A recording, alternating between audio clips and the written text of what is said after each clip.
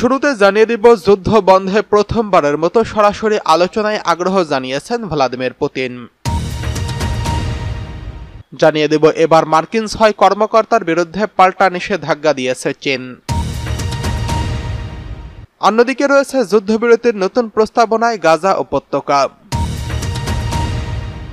সর্বশেষ রয়েছে বুলডোজার দিয়ে গুড়িয়ে দেওয়া হচ্ছে পশ্চিম তীরের বাড়িঘর। এতক্ষণ শুনছিলেন সংবাদ শিরোনাম, এবারে বিস্তারিত। যুদ্ধ বন্ধে প্রথমবারের মতো সরাসরি আলোচনায় আগ্রহ পুতিন। রাশিয়া ইউক্রেন যুদ্ধ বন্ধে প্রথমবারের মতো সরাসরি আলোচনায় আগ্রহ প্রকাশ করছেন প্রেসিডেন্ট ভ্লাদিমির পুতিন। গত কয়েক বছরে এই ধরনের প্রস্তাব এই প্রথম এসেছে। পশ্চিমা বিশ্বের চাপের মুখে পুতিন এমন ঘোষণা দিয়েছেন বলে মনে করা হচ্ছে।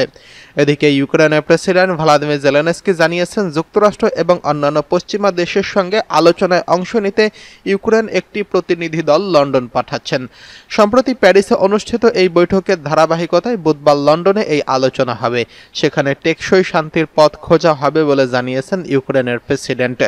পুতিন রাষ্ট্রীয় টিভিতে দেওয়া এক সাক্ষাৎকারে জানিয়েছেন, ইস্টার উপলক্ষে ঘোষিত ৩০ ঘণ্টার যুদ্ধবিরতি শেষ হলেও রাশিয়া এখনও শান্তি আলোচনায় প্রস্তুত। তবে ইউক্রেন ও রাশিয়া উভয়ই একে অপরের বিরুদ্ধে যুদ্ধবিরতির লঙ্ঘনের অভিযোগ তুলেছেন।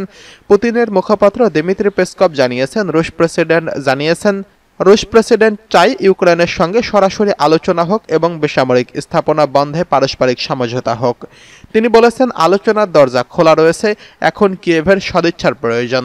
জেলেনস্কির এই বিষয়ে সরাসরি কিছু না বললেও এক্সে লিখেছেন, যুক্তরাষ্ট্র ও ফ্রান্স যুক্তরাষ্ট্রের সঙ্গে ইউক্রেনের শান্তি প্রতিষ্ঠায় গঠনমূলকভাবে এগিয়ে যাচ্ছে। আমাদের লক্ষ্য শর্তহীন যুদ্ধবিরতি এবং দীর্ঘস্থায়ী শান্তি। তিনি আরও বলেন, যুদ্ধবিরতি হলে আমরাও থামব, হামলা হলে পাল্টা জবাব দেব। এদিকে যুক্তরাষ্ট্রের প্রেসিডেন্ট ডোনাল্ড ট্রাম্প এবং পররাষ্ট্রমন্ত্রী মার্কো রুবিও হুঁশিয়ারি করে বলেছেন, অগ্রগতি না হলে যুক্তরাষ্ট্র আলোচনার টেবিল ছেড়ে দিতে পারে।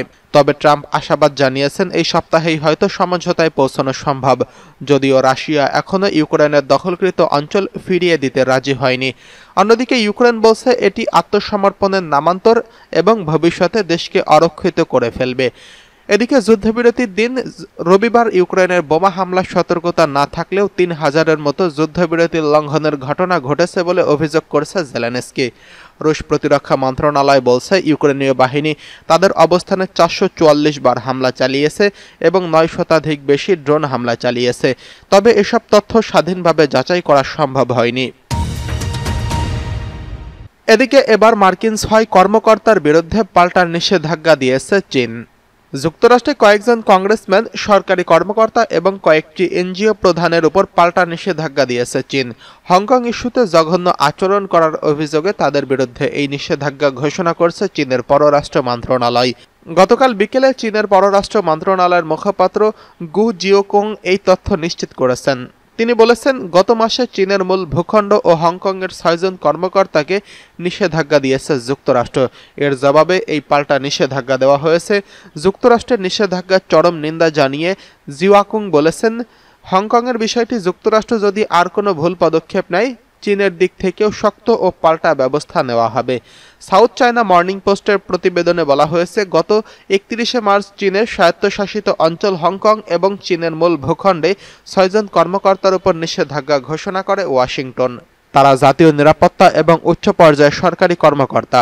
এসব কর্মকর্তার বিরুদ্ধে ওয়াশিংটনের অভিযোগ ছিল, হংকংয়ের গণতন্ত্রপন্থী ১৯ রাজনীতিবিদ এবং অ্যাক্টিভিস্ট চুপ করে দিতে পারে এবং উত্ত্যক্ত করতে তারা জাতীয় নিরাপত্তা আইন ব্যবহার করছিলেন।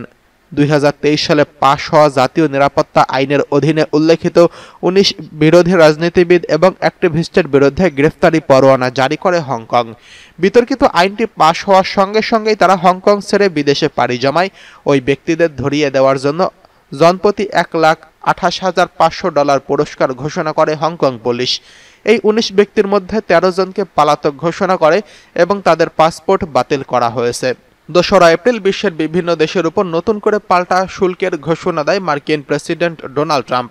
প্রাথমিকভাবে চীন থেকে আমদানি করা পণ্যে ৩৪% শুল্ক আরোপ করে যুক্তরাষ্ট্র। পরে তা বাড়িয়ে ১৪৫% করা হয়। জবাবে যুক্তরাষ্ট্র থেকে আমদানি করা পণ্যে ১২৫% শুল্ক ঘোষণা করে চীন। এদিকে যুদ্ধবিরতির নতুন প্রস্তাবনায় গাজা উপত্যকা। ফিলিস্তিনের অবরুদ্ধ গাজা উপত্যকায় যুদ্ধবিরতি নিয়ে একটি নতুন প্রস্তাবনা উপস্থাপন করছে কাতার ও মিশরের মধ্যস্থকারীরা।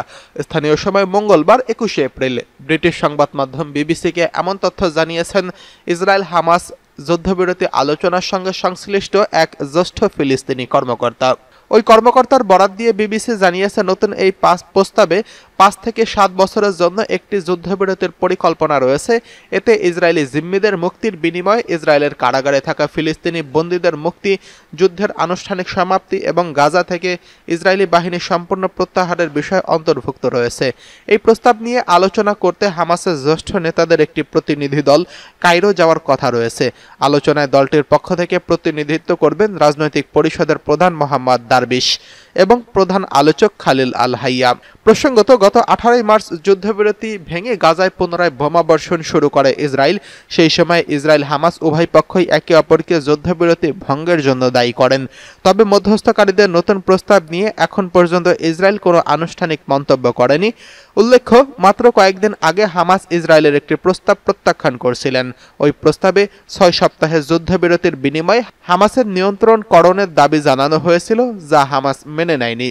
এর আগে শনিবার ইসরায়েলের প্রধানমন্ত্রী নেতানিয়াহু বলেন, হামাসকে সম্পূর্ণ ধ্বংস এবং সব ইসরায়েলি জিম্মিকে মুক্ত না করা পর্যন্ত তিনি যুদ্ধ বন্ধ করবেন না। জবাবে ফিলিস্তিনের স্বাধীনতাকামী গোষ্ঠী হামাসের পক্ষ থেকে বলা হয়েছে, ইসরায়েলকে প্রথম যুদ্ধের স্থায়ী সম্পত্তি নিশ্চয়তা দিতে হবে, এরপরে জিম্মিদের মুক্তি দেওয়া সম্ভব। এদিকে বুলডোজার দিয়ে গুড়িয়ে দেওয়া হচ্ছে পশ্চিম তীরের বসতবাড়ি। অধিকৃত পশ্চিম তীরের বাড়িঘর বুলডোজার দিয়ে গুড়িয়ে দিচ্ছে ইসরায়েলি বাহিনী। সোমবার মধ্য ও দক্ষিণ পশ্চিমাঞ্চলের রামাল্লায় হেরবন ও গভর্নেটের দুটি বাড়ি ধ্বংস করা হয়েছে। এছাড়া একটি আবাসিক ভবনও বিধ্বস্ত করেছে ইসরায়েল। ইসরায়েলি বাহিনীর দাবি, তারা অনুমতি ছাড়াই নির্মাণ করেছিল সেই বাড়িগুলো। প্রত্যক্ষদর্শীরা জানিয়েছেন, হেরবনের উত্তরে বেইট উমামা শহরে অনুমতি ছাড়াই ভবনগুলো ধ্বংস করতে শুরু করে সামরিক বাহিনী। শুক্রবার থেকেই পশ্চিম তীরে একাধিক গভর্নেট শাসন এলাকা জুড়ে একের পর এক হিংসাত্মক হামলা চালিয়েছে ইসরায়েল। বিচ্ছিন্ন সেসব ঘটনায় বেশ কয়েকজন ফিলিস্তিনি আহত হয়েছেন। এছাড়াও ফিলিস্তিনিদের যানবাহন, জলপাই গাছ সহ বিভিন্ন সম্পত্তির ক্ষয়ক্ষতি করছেন। সালফিতের দক্ষিণ পশ্চিমে ফারখা গ্রামে বিদ্যা শহরে ফিলিস্তিনিদের উপর হামলা চালিয়েছে দখলদাররা। ফারখার স্প্রিং এলাকায় একদল সেনাবাহিনী ফিলিস্তিনিদের উপর আক্রমণ করে এবং কয়েক ঘন্টা তাদের আটকে রাখে। এছাড়া বিন্দিয়ায় উত্তরে খিলিল হাসান এলাকায় বসতি স্থাপনকারীদের হামলায় আরও ৩ ফিলিস্তিনি আহত হয়েছেন। আল ধারিহিয়া এলাকায় ফিলিস্তিনি জমিতে ইসরায়েলি পতাকা স্থাপন করে সেনারা, এমনকি একটি নতুন ফাঁড়ি স্থাপনের ইঙ্গিত দেয়। পশ্চিম তীরের এলাকা সিতে জমি দখল এবং রাস্তা নির্মাণের ঘটনাও ঘটেছে। এছাড়াও এলাকায় বসতি স্থাপনকারীরা শত শত জলপাই গাছ উপড়ে ফেলেছে। পাশাপাশি শহরের উত্তর পশ্চিমে উম্মে সাফা গ্রামে প্রায় ৫০০ একর জমি বুলডোজার করেছে তারা। এবার অধিকৃত পশ্চিম তীরের হেরবনে খিরবেত এবং কারিকাজে ফিলিস্তিনি ভূমিতে হামলা চালিয়েছে দখলদাররা। পূর্ব জেরুজালেমের শেখ জাররাহ পাড়ায় একটি বাসে পাথর দিয়ে আক্রমণ করেছিল তারা, এতে বাসের জানালা ভেঙে যায়।